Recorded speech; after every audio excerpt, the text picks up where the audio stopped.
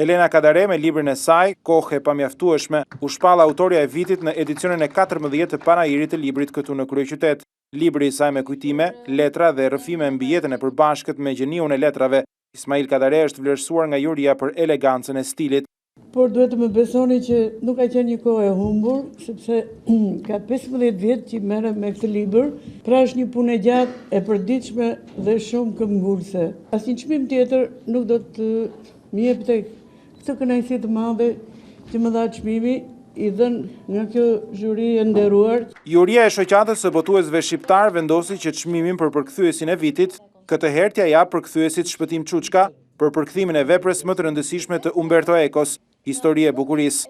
Një ndër risit në edicionin e 14 të panairit të librit ishte çmimi special i jurisë, i cili i dedikoi autorëve të panjohur, vlerësimi i cili shkoi për poetin Muhamed Ademi. Libri më i mirë për fëmijë u vlerësua revista Grup Sat. Çmimin e stendës me paraqitje më të mirë e mori shtëpia botuese Pegi. Në garë për këto 5 çmime letrare u paraqitën 100 tituj dhe 25 shtëpi botuese. Edhe në ditën e 4 të panairit Tirana 2011, libri më i kërkuar ka qenë sërish Enver Hoxha i gazetarit Blendi Fevziu. Në stendën ku është ekspozuar libri i tij, radha nuk mbaronte. Botimi i Fevziut ka tërhequr edhe vëmendjen e ambasadorit amerikan Aleksandar Arvizu, i cili pasi ka vlerësuar biografinë e parë të bazuar në arkivin personal të ish diktatorit, u ndal edhe tek Shqipëria e Bemblushit. Gjatë vizitës në panair, Arvizu bleu edhe kurbanin e Ramës, duke anashkaluar komentet në media.